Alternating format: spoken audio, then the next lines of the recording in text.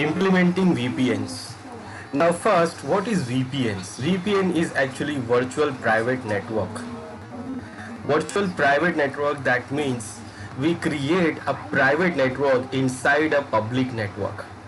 Now why we create this and why we use the VPN in first place? Now what happened when we have an organization here and we have different branches.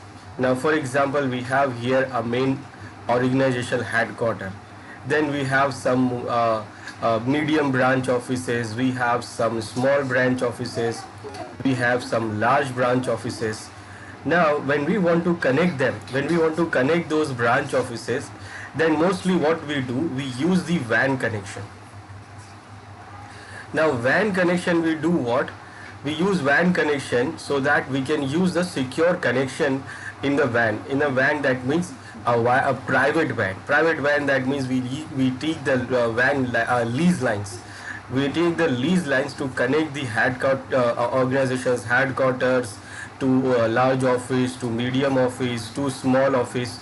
So basically we use what? We use the WAN connection, lease lines, to connect these networks, connect these offices. And that lease line is actually what? A WAN. Now when I talk about the WAN, I am talking about the private WAN. Private WAN, that means when we take the lease line, that means the line is for only us and nobody else can use that line. It is dedicated line, dedicated lease line, which nobody else can use it, and it is secure because no one else can join that network and nobody else can use that network. It is a secure network. But that lease lines are very expensive.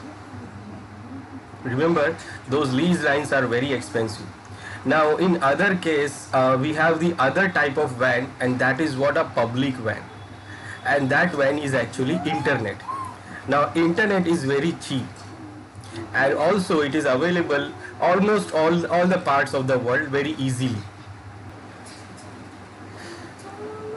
Now it is easily available, so what we can do, we can use that internet also in case we want to use the lease line. So in place of lease line or WAN, lease line private WAN connection, what we can do, we can use that internet connection to connect these offices. But the problem of the internet is what? It is not secure. It is actually public network. Now if anyone can connect to that network, public network, that is internet, so our data will not be secure. Like if suppose we are sending some data from the organization's headquarters to the small or medium offices or large branch offices, so if it is going through the internet, then what? It can be a problem. It can be a problem because anyone can get the data.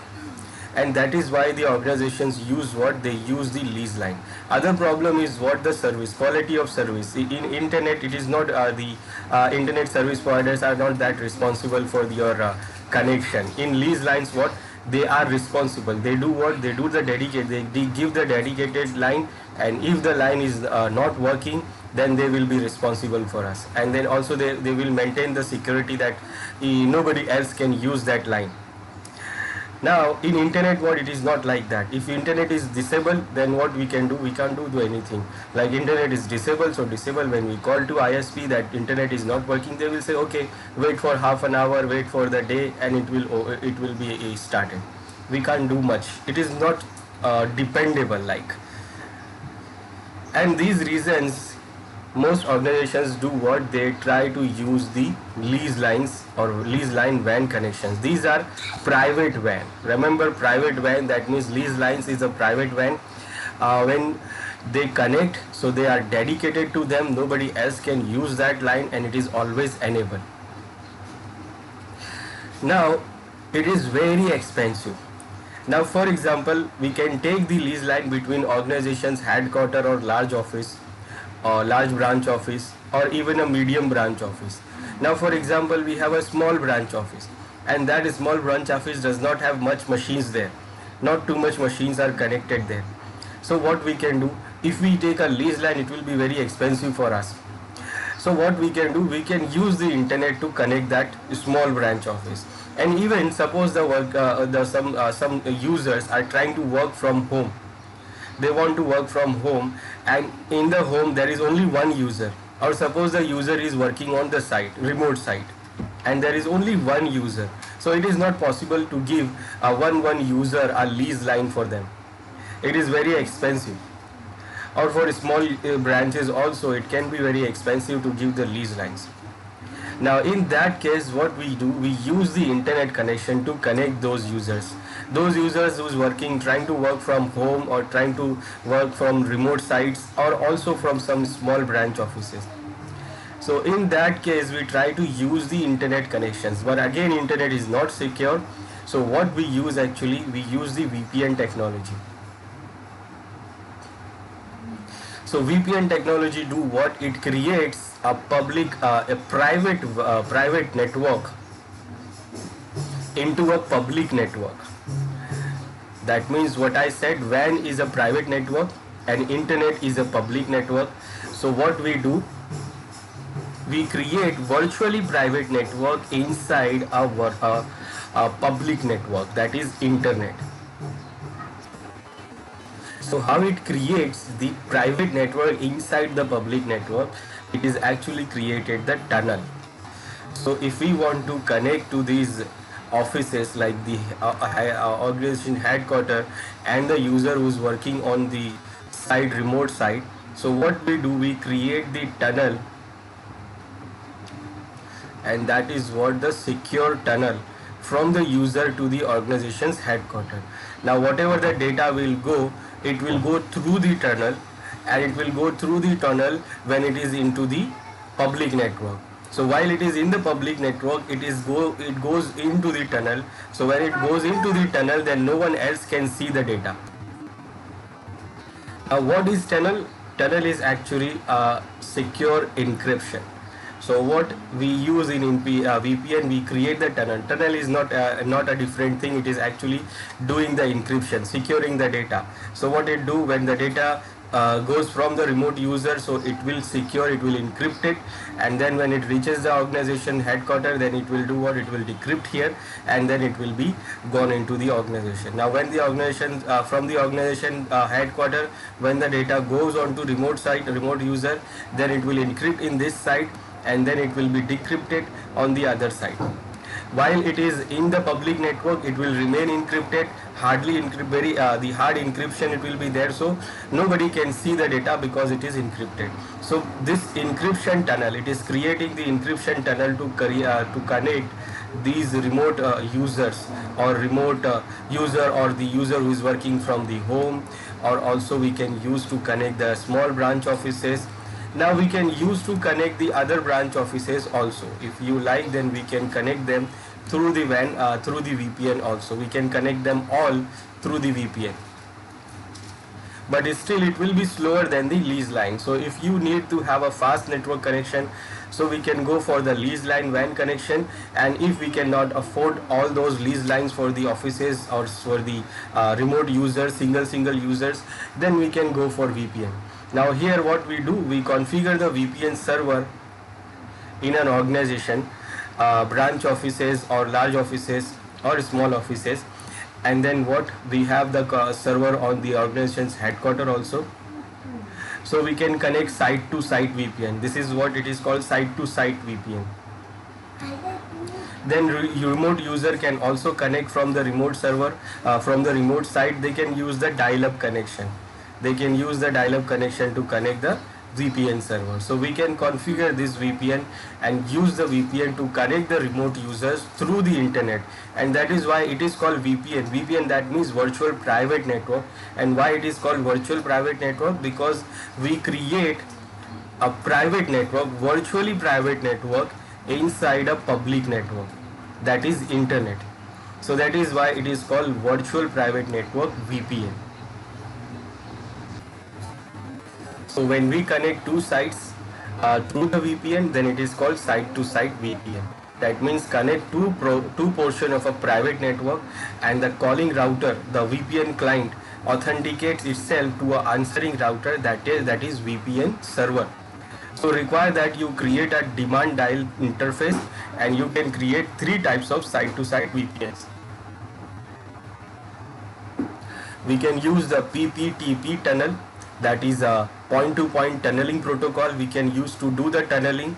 We can use layer 2 tunneling protocol L2TP, or we can use IKEV2 version 2 tunneling protocol to do the tunneling. Then can be persistent or on demand. Can be persistent, that means it can be persistent continuously connected, or we can use on demand also, that means when you need then you connect, and when you don't need you don't connect. You can control the traffic by using either IP demand dial filters or dial out filters.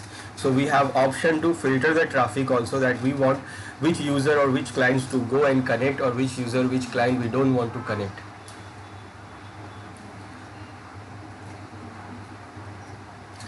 Now options for VPN tunneling protocol. So these are the tunneling protocols we have. In Windows Server 2016 supports 4 VPN tunneling protocols. First one is PPTP. PPTP, that means point-to-point tunneling protocol, and it works on TCP port 17.17.23.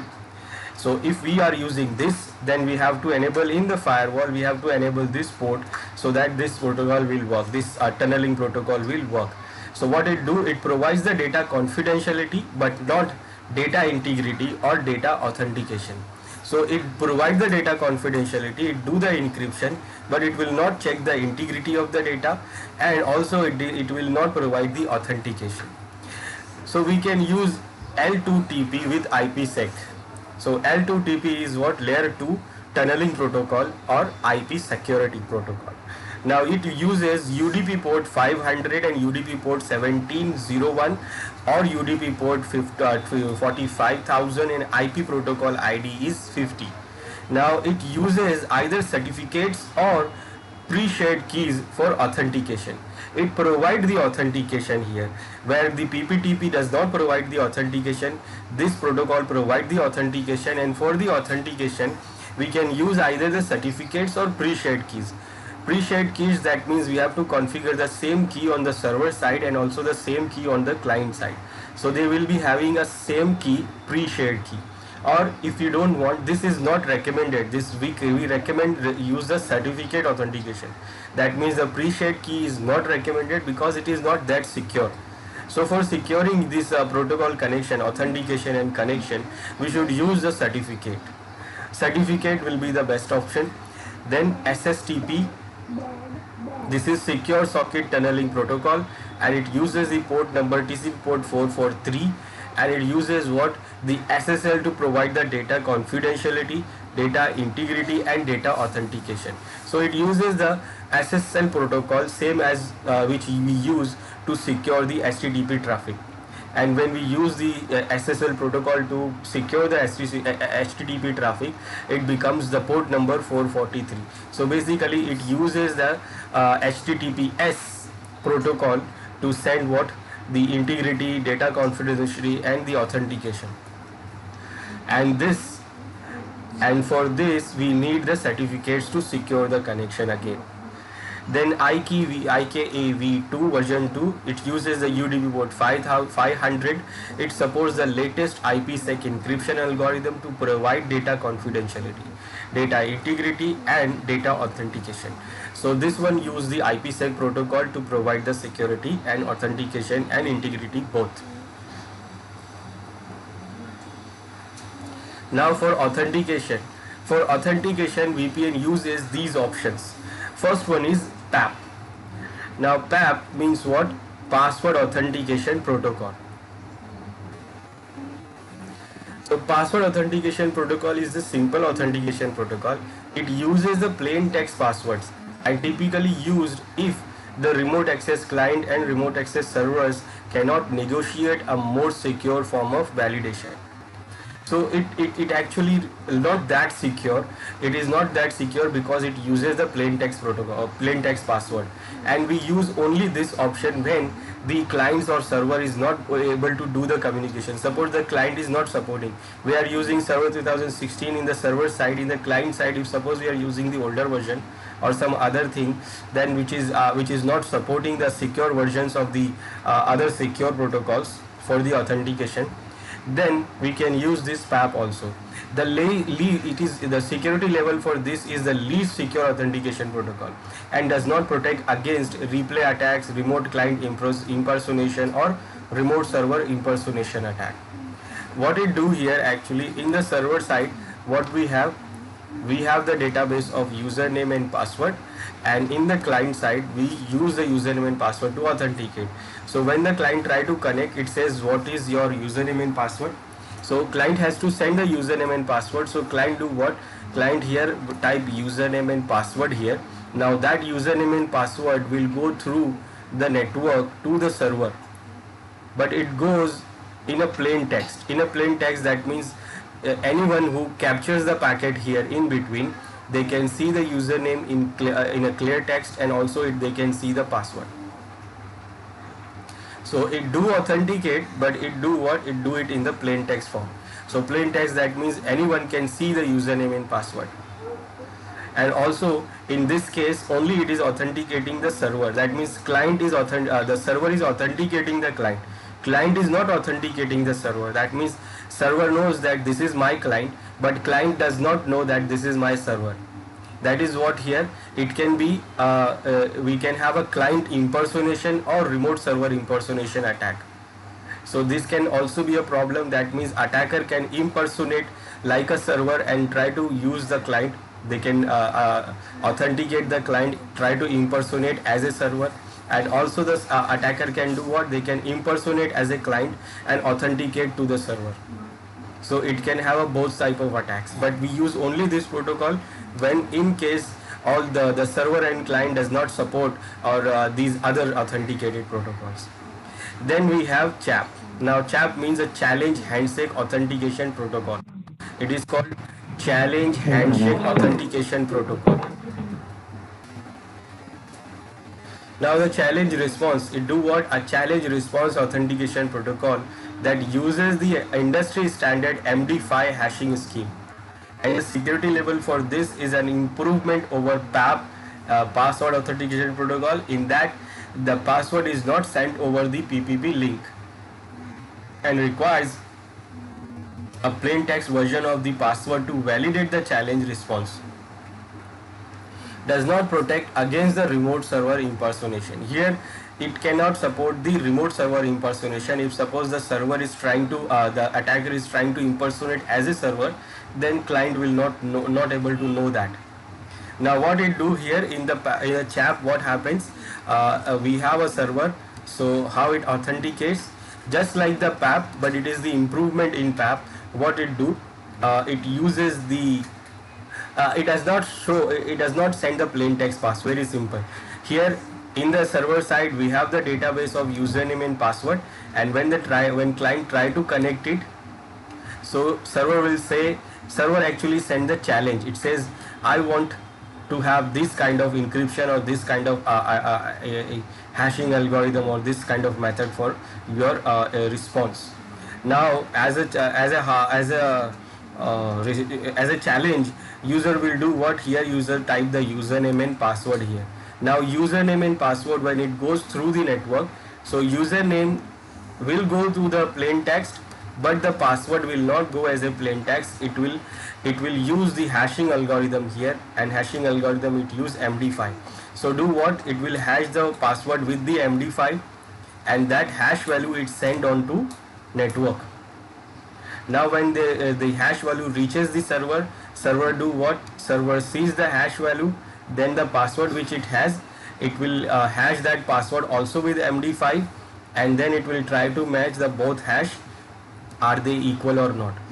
If they are equal, the authentication is done, and if they are not equal, the password hash which the user sent and the password hash which this server has. So if they are equal, then it is authenticated, and if it is not equal, then it is not authenticated. So if it is equal, then it will send the response saying you are accepted, or if it is not equal, then it will say that you are rejected. Now in this case, the passwords are not going on the internet, on the network, so that means what? It is secure. If anyone gets the packet here, so they cannot see any user any password, they don't know the password.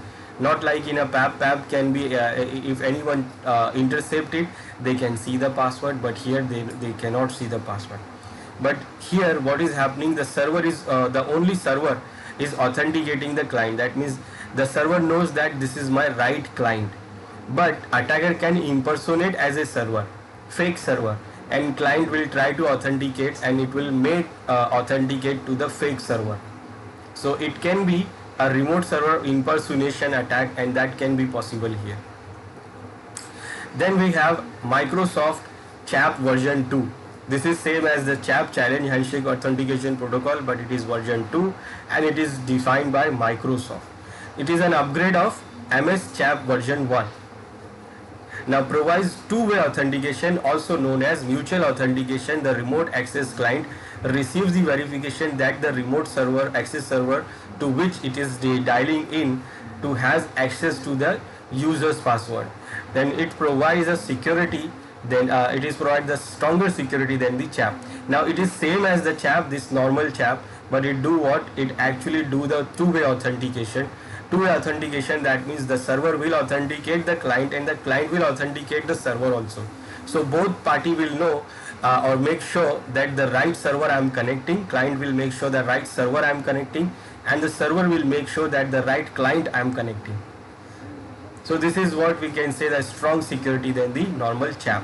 Then we have EAP. It is Extensible Authentication Protocol, and what it allows for arbitrary authentication of a remote access connection through the use of the authentication schemes known as EAP types, and offers the strongest security by providing the most flexibility in authentication variation. So it provides various authentication options you have with this EAP type. It is Extensible Authentication Protocol. Now these are the authentication protocols we have. Now the next thing is VPN reconnect. Now VPN is what? It is a dial-in connection. Basically, it is a dial-in connection. That means when you want, then you will dial in to connect it. So whenever you want to connect, so you have to dial in to connect the VPN server. So suppose you are the user, you are remote user, and you are working on the remote side, and now you want to connect to the organization network. Then what you have to do, you have to dial yourself into the network, and then what you can connect to the organization's network, and then you can use the resources there. Not like direct access. Nowadays in servers 2000, after server 2012 R2, we are having the new technology. It is called direct access. It is also used for the remote access, but it does not have to dial in. So users don't have to dial in every time when they want to connect. It works seamlessly when the user within the network, it is connected within the network, and they can use the resources. And when they go outside the network, so where outside the network, like mostly in the internet environment, so they don't have to dial in to connect anything. They can easily automatically connect to the organization network using the direct access. But it is only supported till Windows 7 and the earlier versions of Windows. If suppose the client is using the old version of that Windows, then they don't use the direct access. They are not able to use the direct access. Or if the client is in some other operating system or other version. Now for them, what we can use the VPN, and the VPN is what? It needs to be dialed. So if the client is in the network, they will be connected in the network, but when they go outside of the network, then they have to dial in to connect the network. So they have a dialer there, and when they want to connect, they have to dial it to connect it.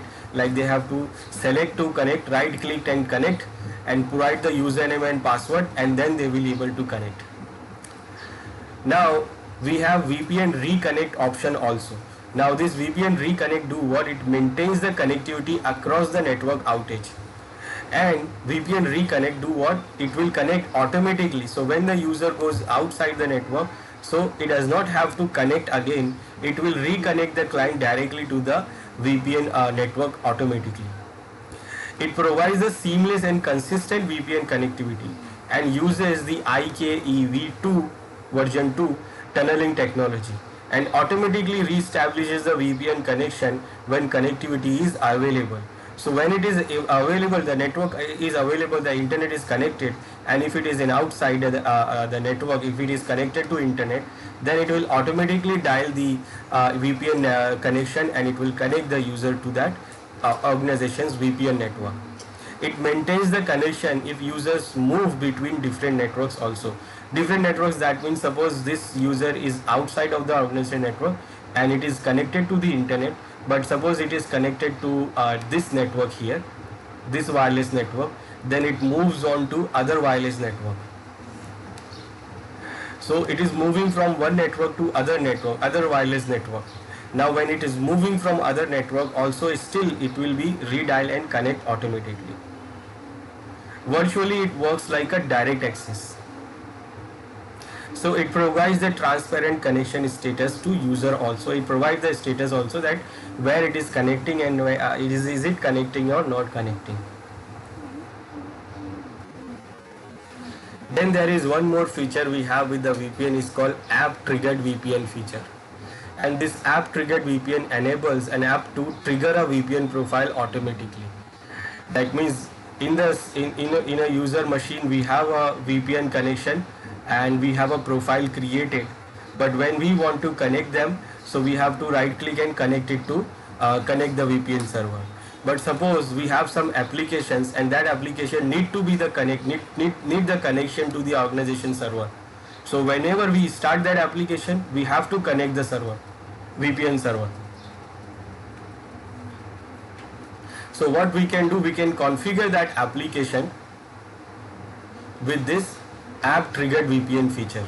So that means what happens, whenever we open that application, so it will automatically trigger the VPN profile to connect the VPN server. So whenever we open the profile, whenever we open that application, it will automatically trigger the application to connect the VPN server.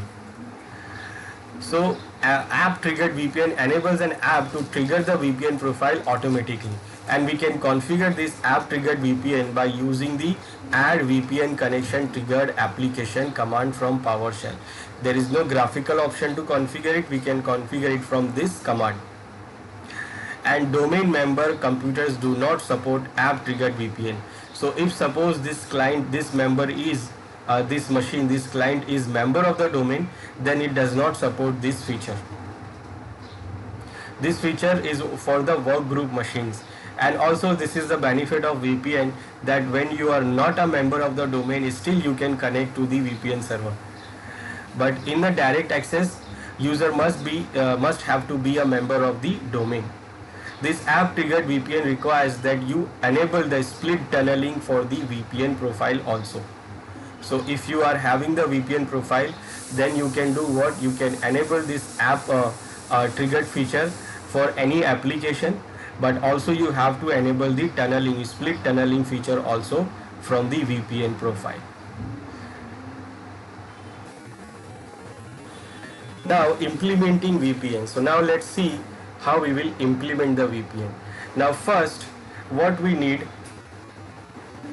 for configuring a VPN by using the getting started wizard. Now first we have to install the remote access role in our server 2016, and for the remote access what we need two interfaces on the server, which server we want to configure as a VPN server. And that VPN server need two interfaces. One is connected to the internal network and the one is connected to the external network.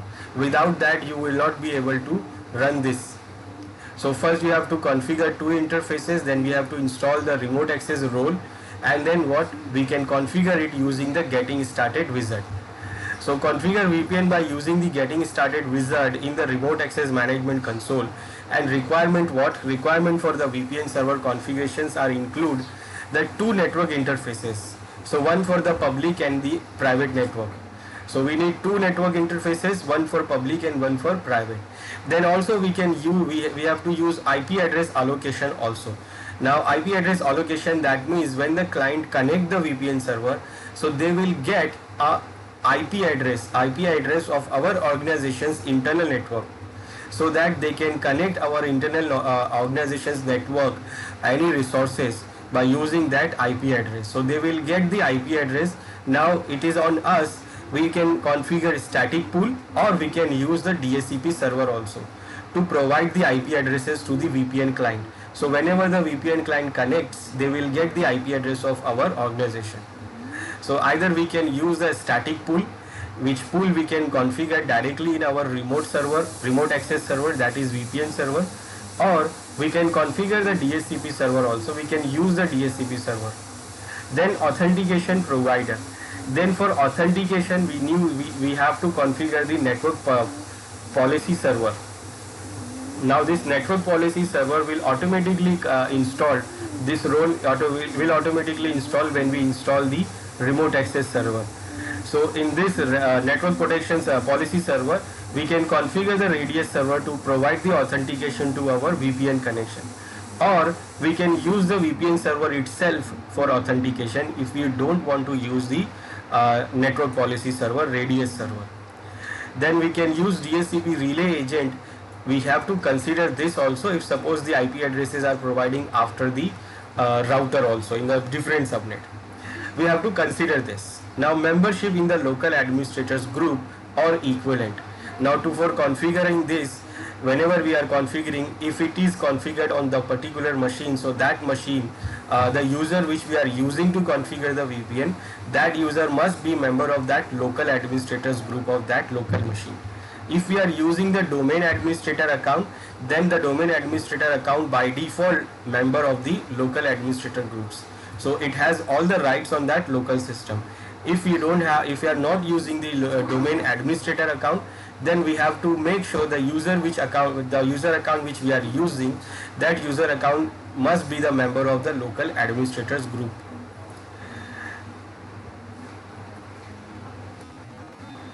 Now options for modifying the VPN configurations. To configure your VPN solution, you might need to configure the static packet filters, then configure the services and ports, then adjust the logging levels for routing protocols, configure the number of available VPN ports, then create a connection manager profile for users, then add the Active Directory certificate servers, increase remote access security, increase VPN security, implement the VPN reconnect. These options we can do what we can configure after configuring. We can modify these options after configuring the VPN.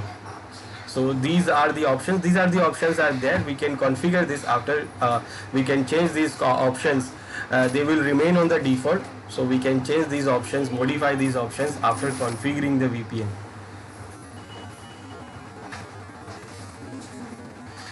So for configuring the VPN, first we have to do what? We have to install the remote access role. So let's see how we will do this in our server.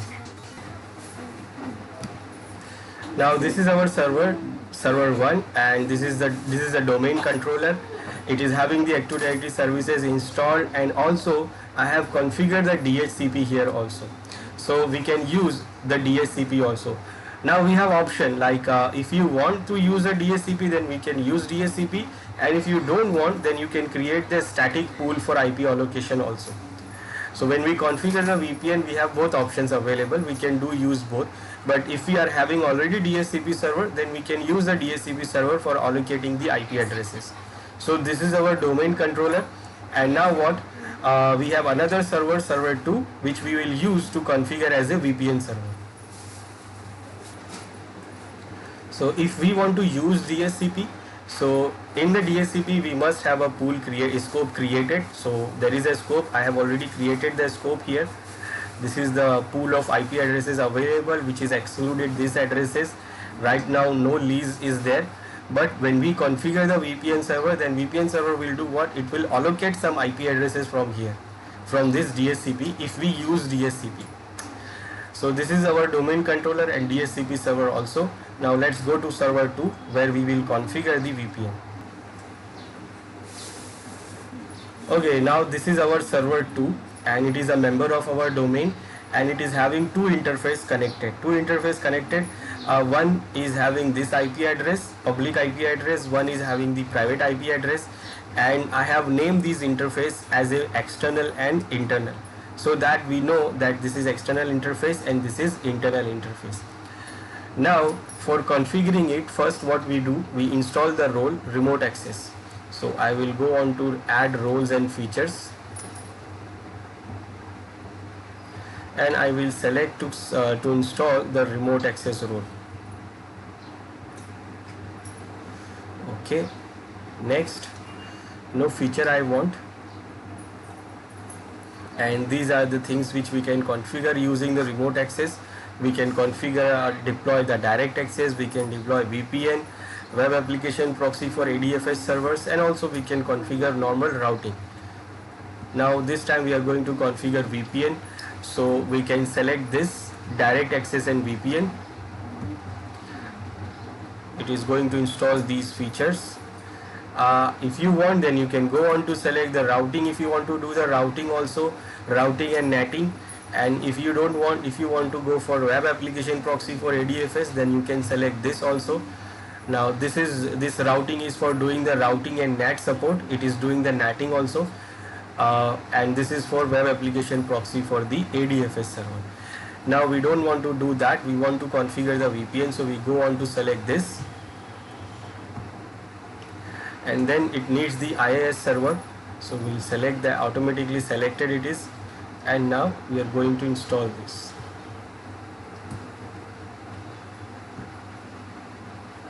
Now it will take a little time to install, so when it is installed, then we can configure the VPN here.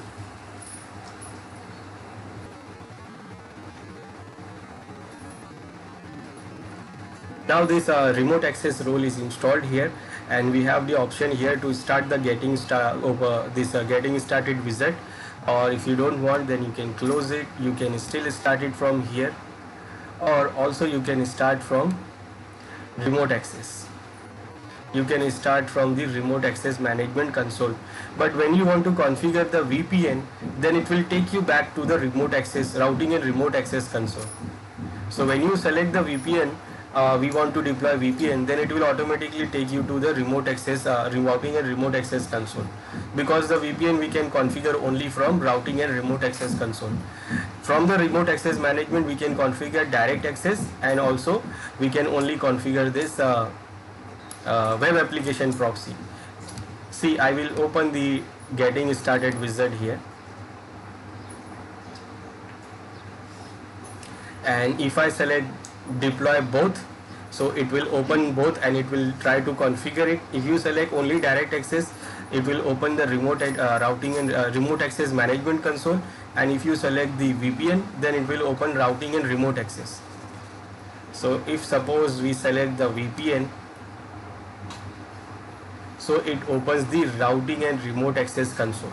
So basically VPN we can configure only from here. So we have selected deploy the VPN, and it took me to this routing and remote access console, and here we have the server 2, and it is not running right now, so we have to configure it. So for configuring it, we will right click on it and we will say configure and enable the routing and remote access. So it will open this wizard, and here we'll go next. Now it is saying what you want to configure. You want to configure the remote access with the dial-up or VPN connection. You want to configure the NATing.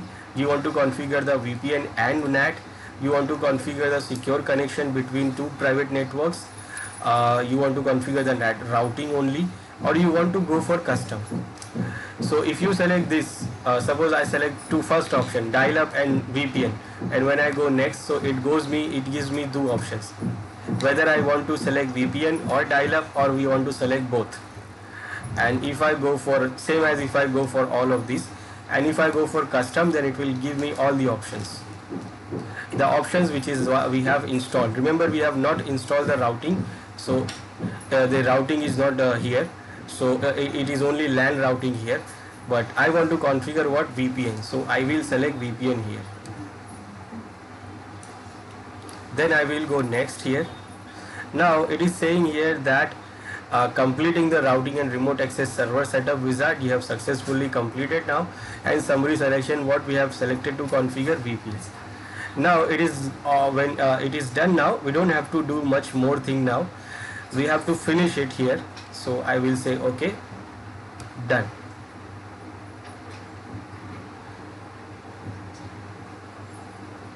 Now when you select finish here, it says the routing and remote access services is ready to use, and do you want to start it? So I will say yes, I want to start it.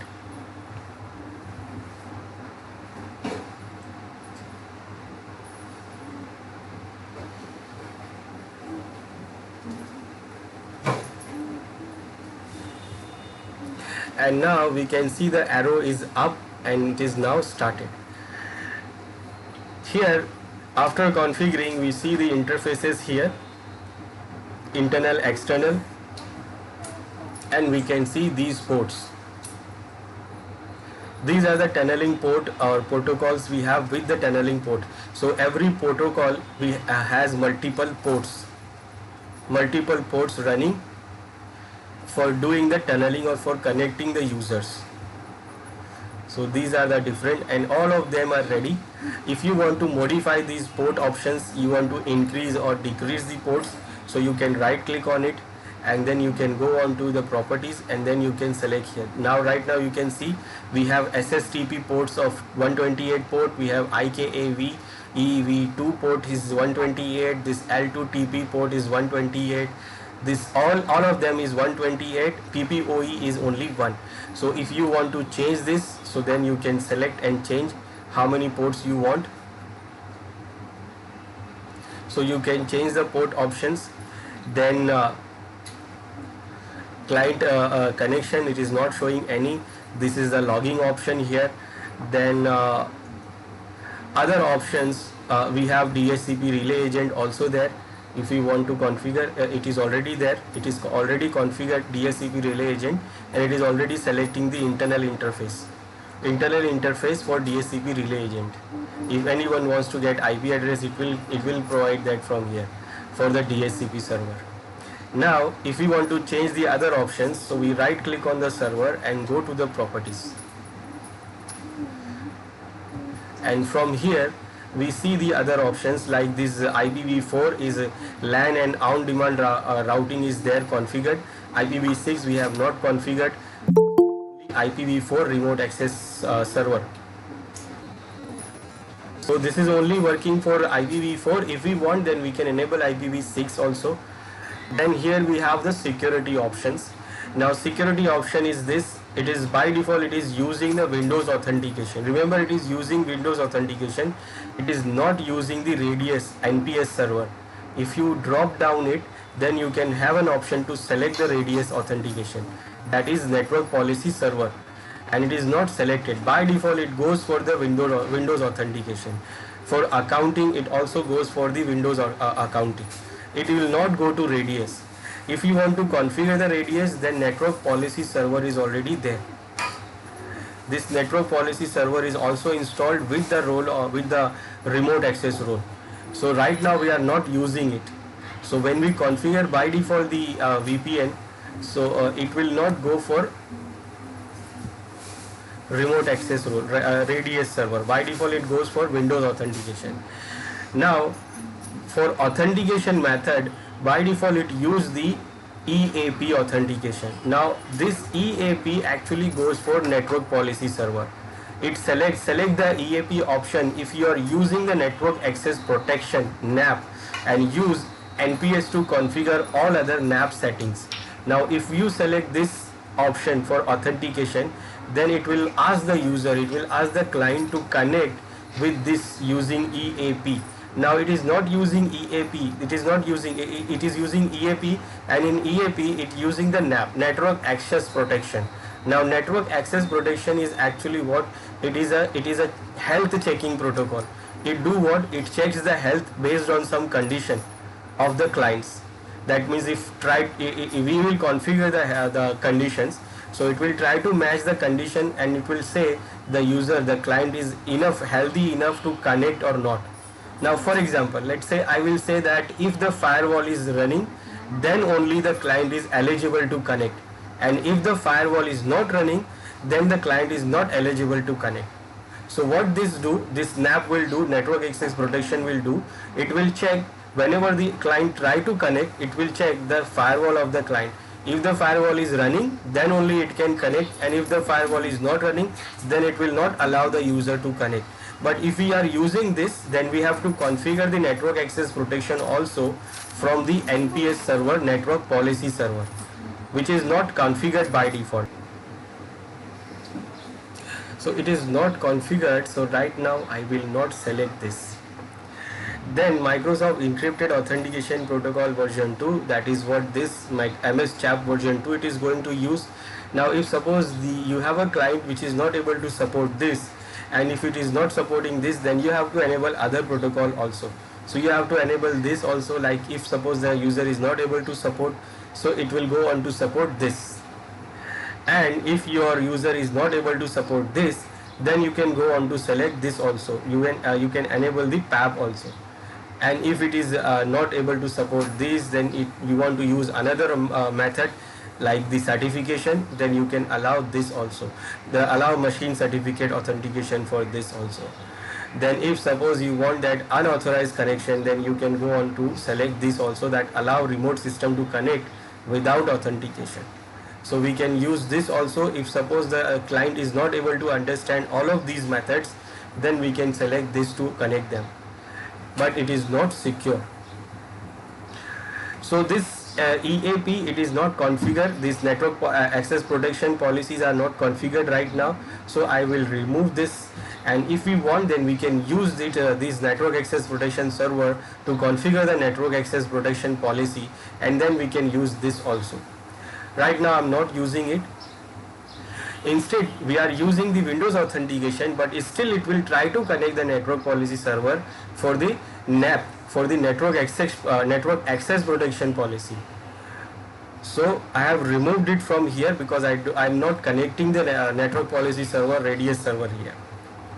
Then here under the IPv4, we are using the IPv4. Now here we want to assign the IP addresses. We have to we want to allocate the IP addresses to the clients when they want to, when they connect the VPN server. So by default it is selected what? Dynamic host configuration protocol. It has selected the dynamic host configuration protocol. That means it will try to get the IP address from the DHCP server, and then it will provide the IP address to VPN clients. And for this, what it will do, it will use the pool. It will actually allocate, reserve the IP address from DHCP.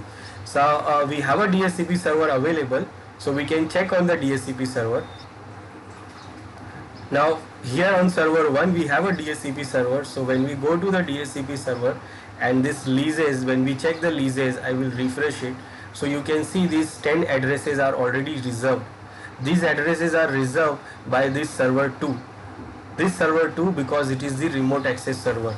So this server, the remote access server, the VPN server, has reserved these 10 IP addresses from the DHCP, so that if any clients try to connect the VPN, then it will give the IP address, one of the IP address from here. Now if we don't have DHCP server available,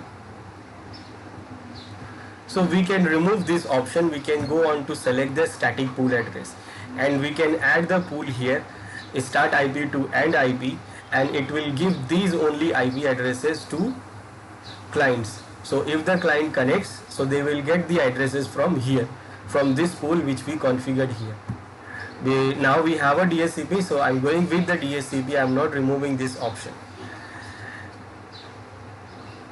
Then this option is to enable the broadcast name resolution. It is to the resolving the name. It will use the broadcast. It will use the NetBIOS. Then IPv6 we have not enabled.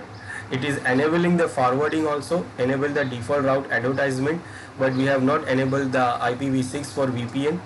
And then IKEV version 2, this is for the settings for that tunneling protocol. It is the ideal timeout, it is the network outage timeout. So these are the timeout options. We can change these options. This is the security association expiration control, and this is the timeout for expiration of security association. So we can change these times also. This is the PPP option. It is to join the multiple interfaces to use as a single interface. So we can use these options also if we are using that. It is actually point-to-point protocol which we use on routers. This is to provide the network level authentication. And then we have the logging option. So here the logs, errors and warnings. and here it is going to log. This is the directory. If you want, then you can enable the log only errors. You want to log only events, you do not want to log any events, so you can select the logging options here. And we have log additional routing and remote access information used for debugging. So we want, then we can enable this also for debugging. It will generate more than even more than normal logs. It will generate more information, additional logs. This will be this option we enable only when we are using when we are doing the debugging, like when we are having some problems and we want to check, and normal logging is not showing those problems, so we can enable the additional option. Now what I have changed here, I have only changed the security option here. I'm using the Windows authentication. I'm not using the Radius authentication. I'm not using the network policy server. I'm using Windows authentication. That means the authentication will be done by the Active Directory server. It will authenticate the users. And for the authentication method, we are not using the EAP because it requires the network access protections policies, which is not configured by default. So I'm using the normal one, the MS CHAP version 2 or also CHAP. And other things I have not changed. We have option here to allow the policy IPsec policy for IKEV2 connections also. And if we want to use the SSTP, so it requires the certificates, so we can use the certificates here also. Right now it is not selected, so we can select this to use the certificate and secure the connection. So I have not changed anything. I have only changed the authentication method, but there is a change, so it is going to apply the change and it is going to restart the server.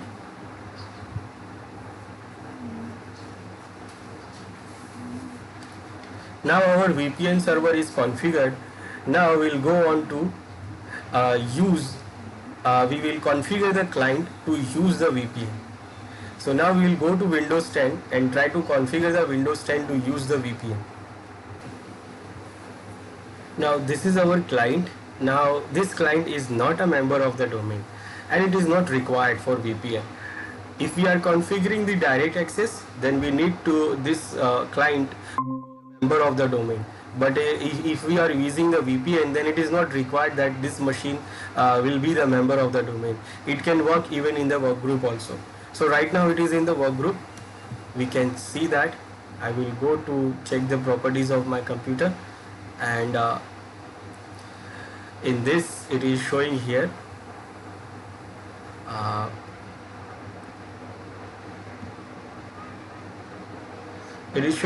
that the machine is in work group. So right now our machine is in work group and it is not a member of the domain. And then what IP address it is having, so let's see the IP address.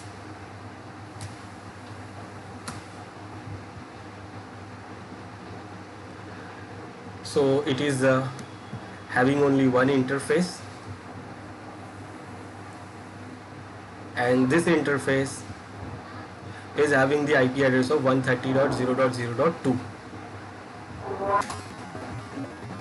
Now this IP address means it is connected to the internet, and we can assume it is connected to internet, but it is connected to the interface of the VPN server, which is actually the external interface. So we can try to ping the interface of the VPN server, which is the external interface, and that interface is having the IP address of 130.0.0.1. So we are connected to that interface.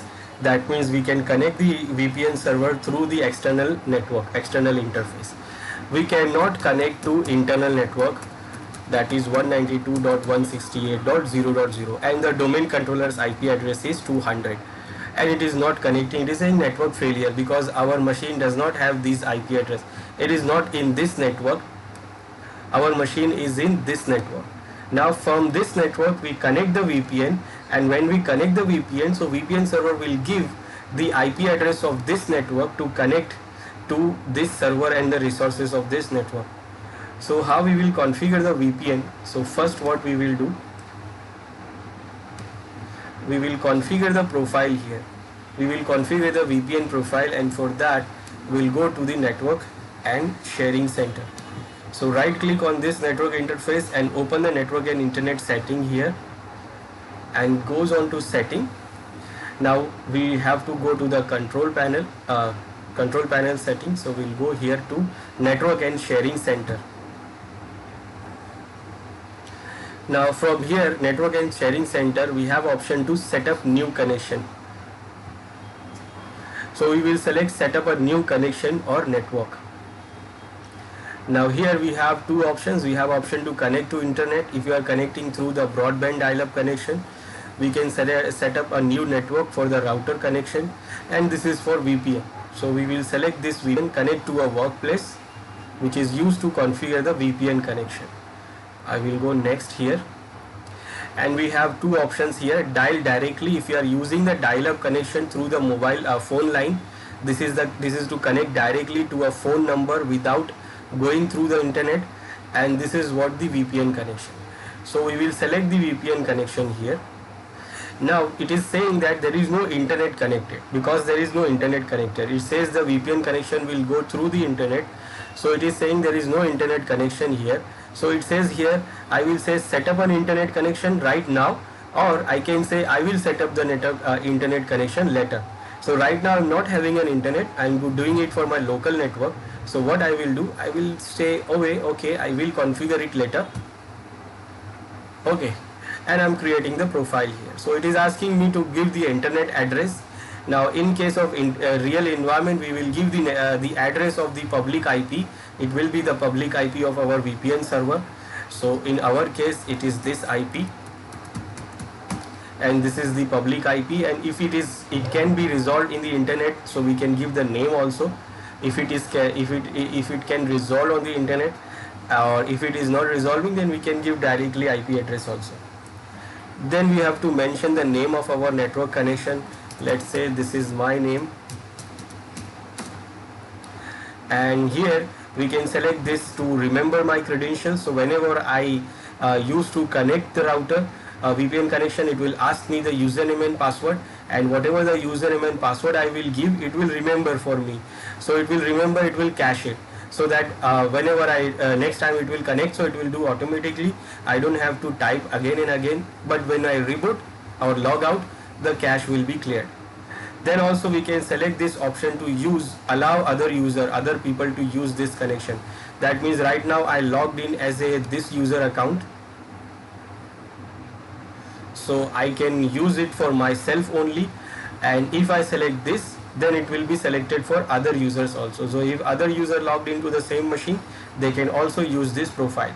So let's say I will go for others also. I will allow the other users also, and then I will create it. Now the profile is created here. We can go on to check this under the adapter setting, and we can see the new adapter here. Now this is the new adapter. This is the new profile adapter is created for the VPN.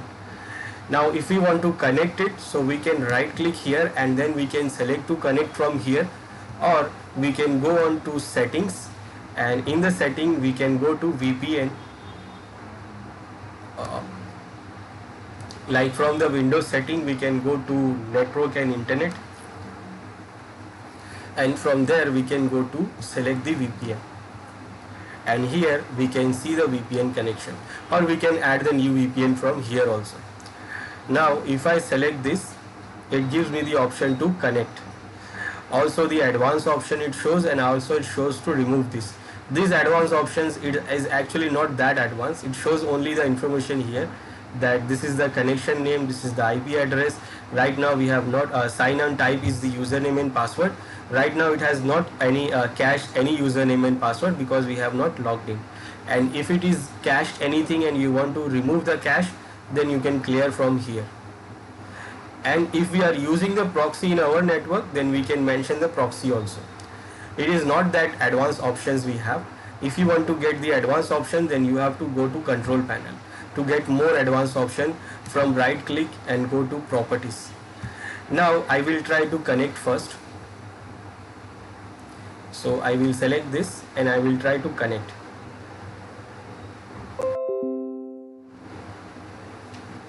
Now it is asking me the username and password. Now which username and password it is asking? It is asking the username and password of the domain and the users which is we have in the Active Directory right now, because we have selected the Windows authentication, it is going for the Windows authentication by default, because our domain, our VPN server is in the domain. Now I don't know the username and password, so I cancel it. Now let's check the username and password we have in the Active Directory server. Now this server is our Active Directory server, and we'll go to Active Directory here, users and computers. Here we see all the users available. So under the users we have these users and group, and these are two users I have created for VPN. VPN user 1 and VPN user 2. So I can use these user accounts to connect the VPN connection as a user account. So I will try these users, one of these user 1 or user 2. So let's try this one first. Now I know the username and password, so I will connect it, and it will ask me the username and password. So I will say this is my domain name slash, and this is my username VPN user 1, and the password is this.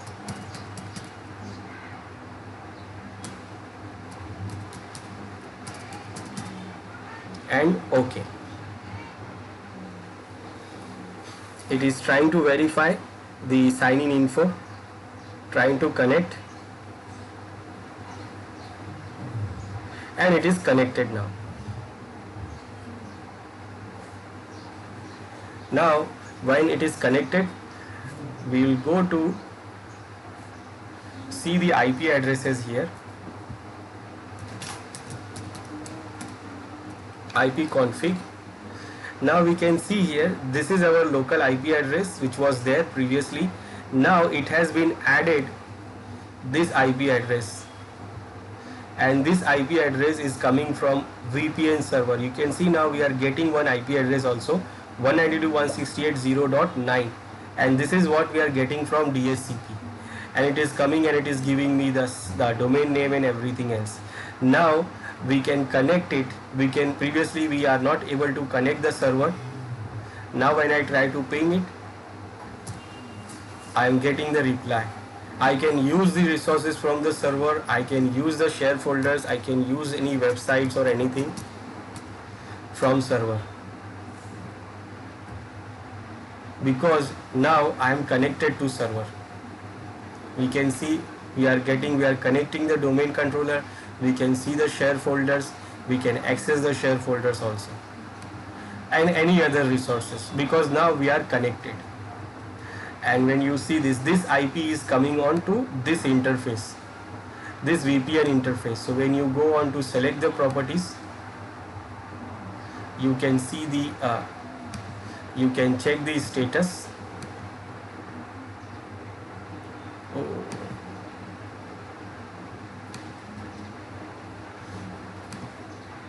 You can see the IP address is coming from VPN server. It is saying DHCP enable is no. It is saying that DHCP is not giving the IP address. It is actually the routing and remote access server itself giving the IP address.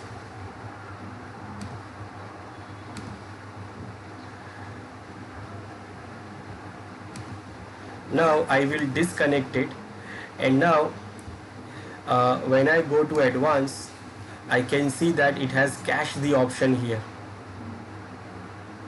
It has caches this username information. Now next time when I try to connect, it is using the information from the cache and it is connecting. So if I want to log in with another, then what I have to do, I have to go to advanced option and clear the sign-in info. Now informations are cleared, and now when I go back and try to connect again, it will ask me to give the username and password. Now I will give the other username, that is VPN user 2, password ABC at 123, and it is now connected as user 2. We can see the information here that this user is connected.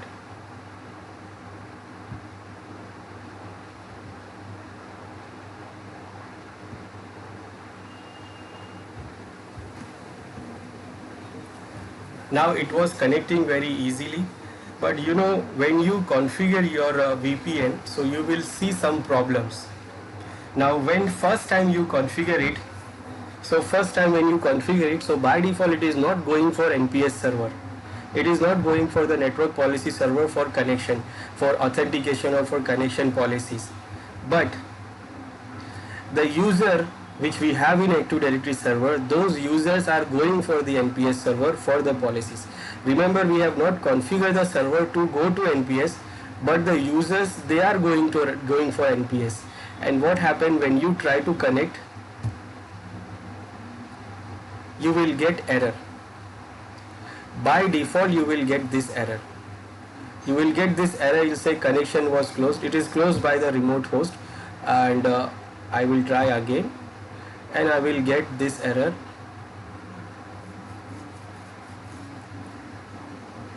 So we are getting the errors here. I will clear the cache for the user and then I will try again.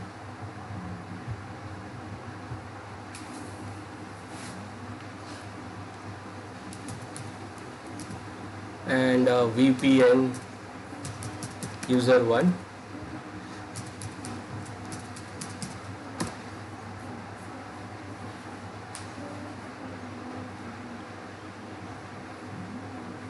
And we are again getting the errors. So what happens here?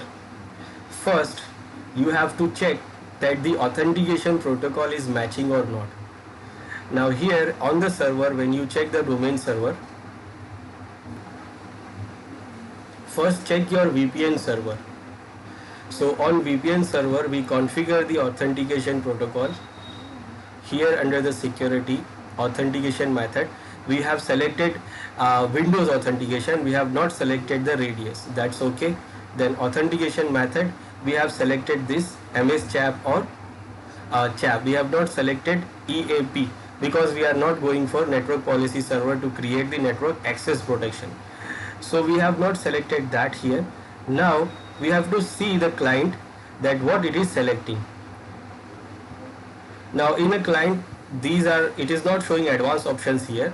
So you will go to this adapter settings, and when you go to the properties here, so you will see the IP address here. You can change from here. Options are also there for TTP settings, and this is security. Now security is important here, and here by default when you configure your connection, VPN connection here, so by default it goes for EAP, and that's what the problem here.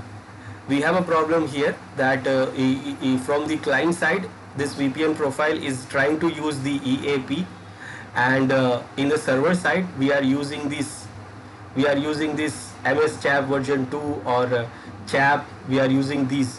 We are not using the we are not using the EAP. So now I have selected this, allow these protocols. I have selected to use the CHAP, MS CHAP version 2 or CHAP if it is supported. So I have selected this here. Now the authentication protocol is now matching. From both the sides we are not selecting EAP policies. Now I will try to connect again.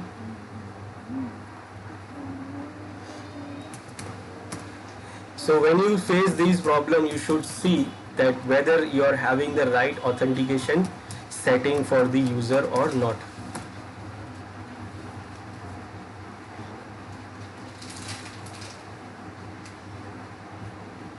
Now we are getting another error.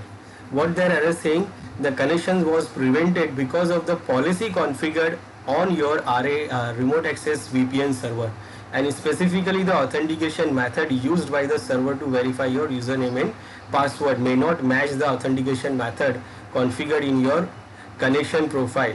Please contact the administrator or RAS server and notify them of this error. Now we have corrected the problem. We have checked that the policy, the password, the policy authentication method we have selected here same as we have configured on server also, but there is a policy problem here.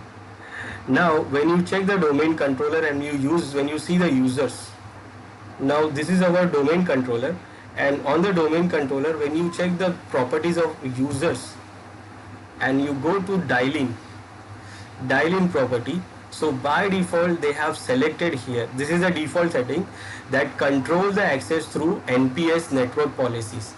That means we have configured the server, VPN server, to not select the NPS policies, network policy server, for the policies, but the client, this user, is going for the policies there. It is when you try to use this user account, so what it do, instead of going for the authentication here, first it will try to check the policy from the policy server. So server is not going there, but this user is trying to go there, and that is why we are having the mismatch. So we can do what, we can just allow. It is not secure, it is not that secure. If you want more security, then you can use the network policy server and we configure the policies. But right now I will say allow and try to see that it is connecting or not. I have allowed for user 1, so I will see the user 1 is connecting or not.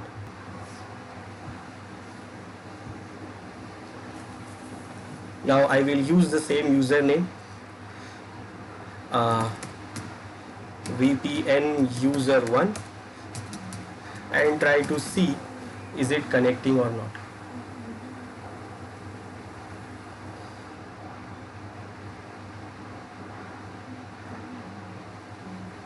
And it is connected. So user 1 is now connected because it is not going for the network policy server for the policies. I will disconnect it from here, go to advanced and remove the clear cache, and then I will try to log in as a user 2. Now user 2 is still on default, so I will try the user 2 now.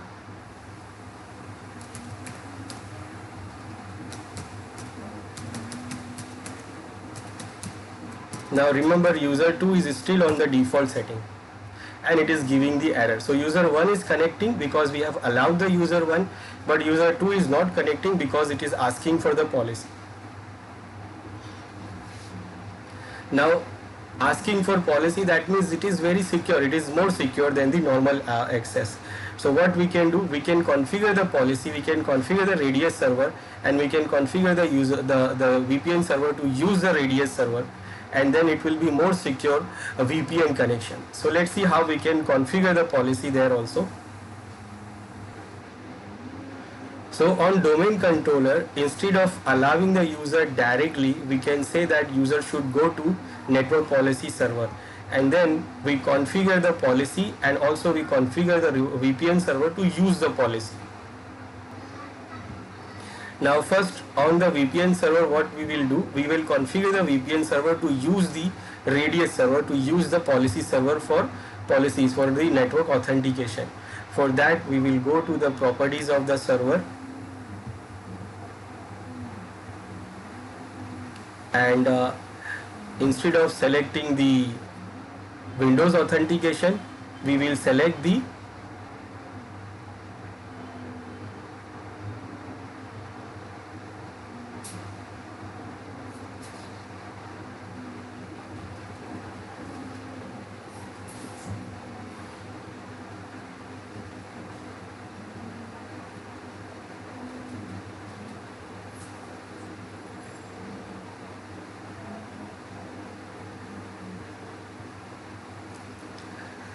so here under the security, this is Windows authentication, so we'll go on to select the radius authentication, and in the radius authentication we configure it and we will add the radius server here.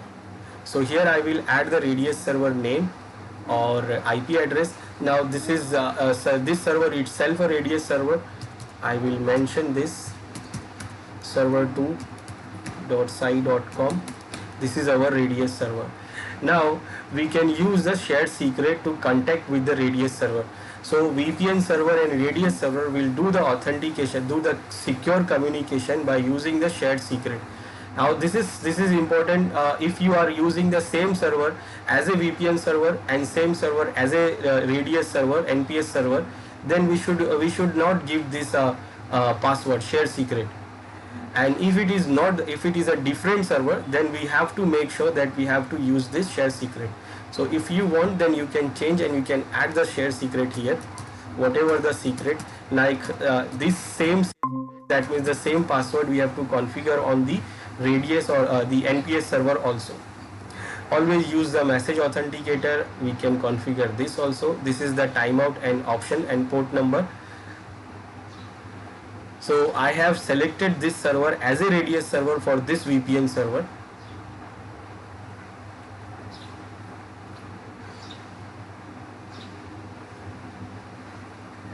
Then the authentication method will remain same, and what I will do, I will go to Radius server and configure the policy for this VPN server.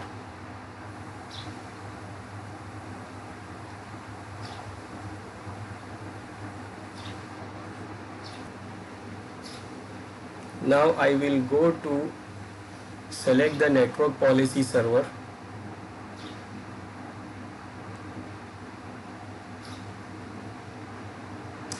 Now here we have the Radius clients. There is no client available here. The client will be our VPN server. Then the policies, there is no policies for our VPN, no connection policy, no network policy. So first I will go to this NPS here, and then I will select what I want to do. I want to configure Radius server for the VPN connection, or you want to configure Radius server for wireless network. I want to configure it for VPN. So I select the VPN connection here, and I will select this configure VPN and dial it. It opens this wizard.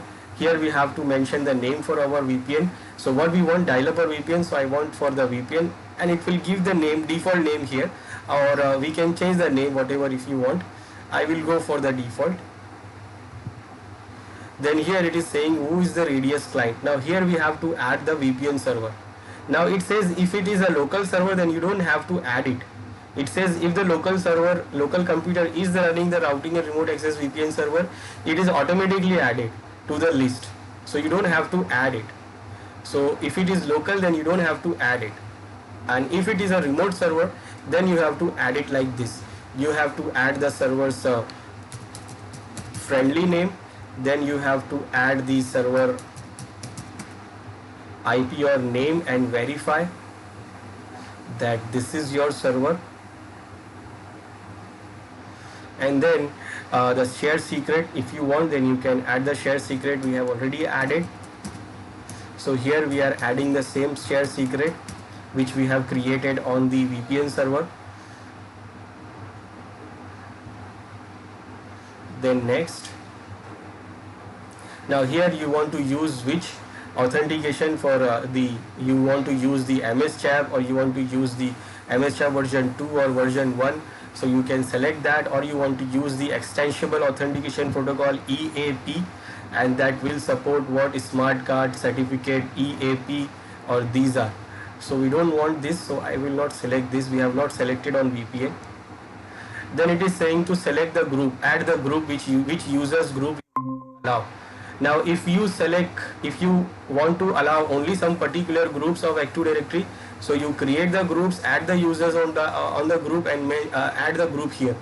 Or if you don't add any group, then all users will be applied. So right now I'll go for all users. Then here we can configure the filter policies, like what you want to do, which users you want to allow, which machines you want to allow, which machines you don't want to allow, input, output. You can create the policy for a V4, V6. Then next, these are the options for the encryption. This is the basic encryption, strong and strongest. So we have selected all of these three, so that if user is not able to do the strongest encryption, then it can go for strong, and if it is not able to do this, then it can go for the basic encryption. Okay. And then this option is to choose for the ISP. If suppose you are using the internet service provider, for the internet they are using a specific name for connection, so you can mention the name here. We don't have. So this is what we have selected, and we can do finish here. So after creating this, you can see the client here, and we see we see two names here. Why we are seeing two names? Because one we have added manually, and it says that automatically it will add the local server. So because the local server is the VPN server, it has automatically added here. Then we have policies here. The policy for the VPN is already created here. Then also network policy is also created here. I will move it up, so it will apply before any other policies. So this is how we configure the network policy server for using authentication for VPN. Now we'll try to connect from the client. Now we'll try to connect again.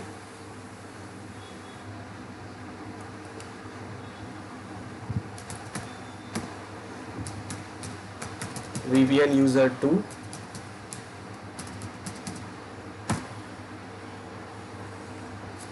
The connection was prevented because of the policy configured. Again, it is not configured properly. Let me check. This local.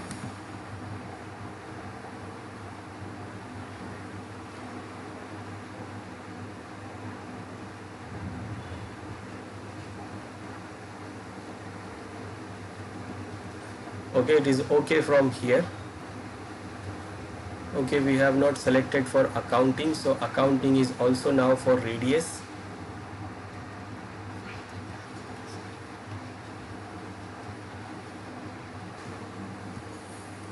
Now it is okay. It was a problem of the server, it was not restarted. So actually when we configure the policy, it was corrupted some options, so I have restarted the server and it has become okay now. So now I will try to connect from user 2 and it is now connected. So we are now using the network policy server for the authentication of VPN connection. It is now securing the connection and it is now secure connection. Then there is one more thing we have one more thing, connection manager administration kit. User have to create the manual connection. Now this can be a difficult thing. Suppose you have a users and you want to create the profile for them on their machine. Now users are not that smart, so users say, I don't know how to create the profile, I don't know how to do this and that. So administrators have to go to their machine personally and then they have to create the profile one by one. And if you have to create the profile on multiple machines one by one, then it can be a very difficult task. So administrators can use this connection manager administration kit. It allows you to customize users' remote connection experience by creating the predefined connection on the remote server and network, and creates an executable file that can be run on a client computer to establish a network connection that you have designed. So with the help of this CMAC, what administrator can do, it can create the profile itself, which profile we want to use for the VPN, and it will create a simple executable file for it, and then it will send that executable file to the user, and we can say the user that you just install the software and it will be done. You don't have to do anything, you just have to install the software, fix. So it will be easy for us. Or instead, if we don't want to send the user the exe, then we can deploy it from server also. You can distribute the CMAC profile to client computers by using an operating system image. We can inbuilt it into operating system image. We can send it through the removable media. We can use the software distribution tools such as configuration manager. So we have this option. So if we want to install this CMAC, so it is available as a feature in Windows 10 also, and also in Windows Server 2016. So as a feature it is available, so you can install it from the from the Windows 10. You can go to setting, app, optional feature, and add a feature, and in that you can add the optional feature.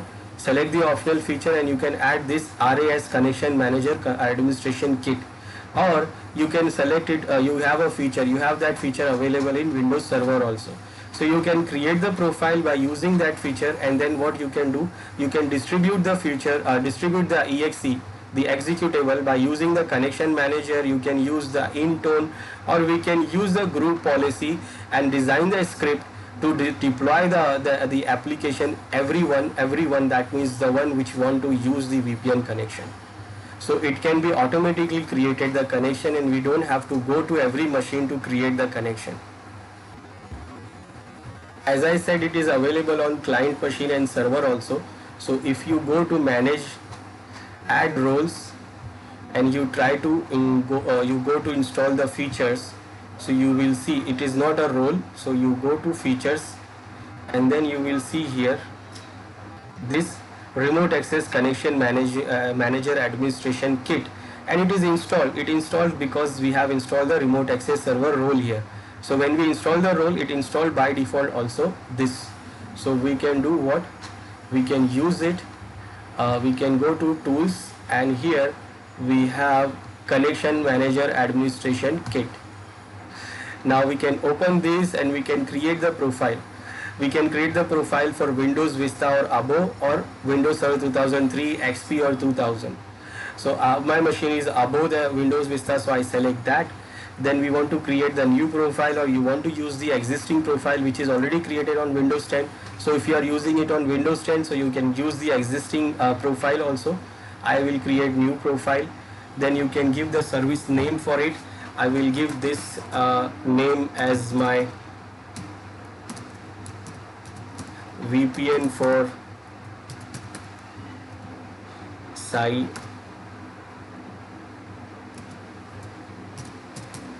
Tech. You can mention the file name. What will be the file name? So I will say the file name will be Sai VPN. This will be the exe file for executing.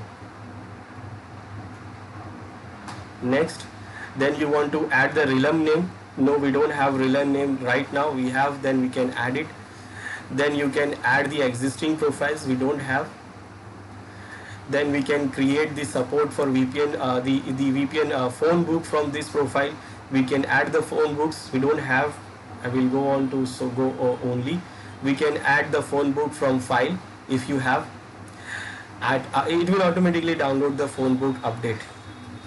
Then we have option to name the phone book, we don't have.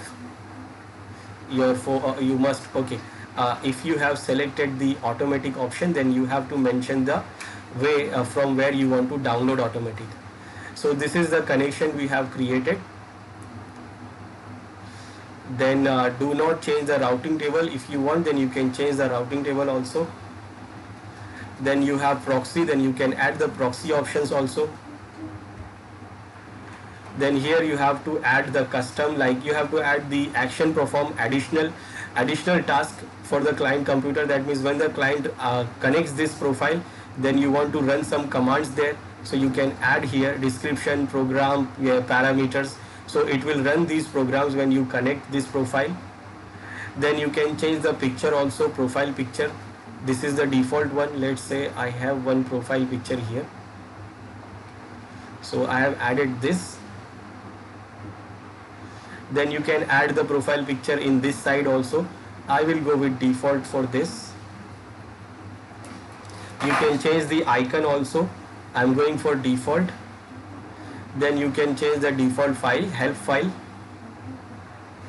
And this is what you can add the support information. If user gets the problem, then user will call to this number or this site. You can add here whatever. Then here you will add the file name, txt file. This will be the license agreement. That means when the user installs the software, so it will show the license agreement and the user has to read the license agreement. So you can add the license agreement here. I will not add that. Then you want to add any additional files, then you can add it here. I will not add any. And you want to do the customization advanced. I don't want, so I will go next. And it is now created, and you will get the profile from here. It is under this location. So I will finish here, and the profile I will get here under the C drive, under programs and files, CMac, and here profiles, and under the profiles we have the profiles related above Windows. Okay, it is not there.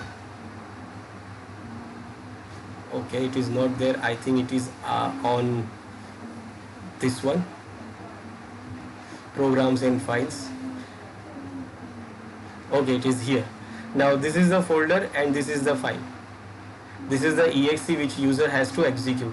So we can distribute the exe with the multiple options. or we can use to distribute as a removable media or anything. So I will copy this from the to the client machine first. Now I have added here on my Windows 10 this folder here. I have copied here. Now user has to do what? User just have to run the application. It has to run this application. It says, do you want to install? Yes. And if it is a license agreement, then it will show the license agreement you have added. Now it asks, you want to use for you only or you want to use it for all user. So I say yes and OK. And done. The profile is now installed, and the user, you can check it here. It is already started also, and you can see the logo, and the user can try to connect from here, and you can see the profile here. It is created. This one was we have created, and this is the one which is this created created by this CMAC. You can connect, you can see the properties, but you can't add it because actually it is created by the server. So this is what the profile, and we can see now another profile here. So this is the easy way for distributing the profile, configuring the profile in the client. And this is what the VPN server we have. So how we can configure the VPN, we have seen how we can configure the network policies for the VPN to use a secure connection, and also we can create the profile automatically. We can distribute the profile through different options we have.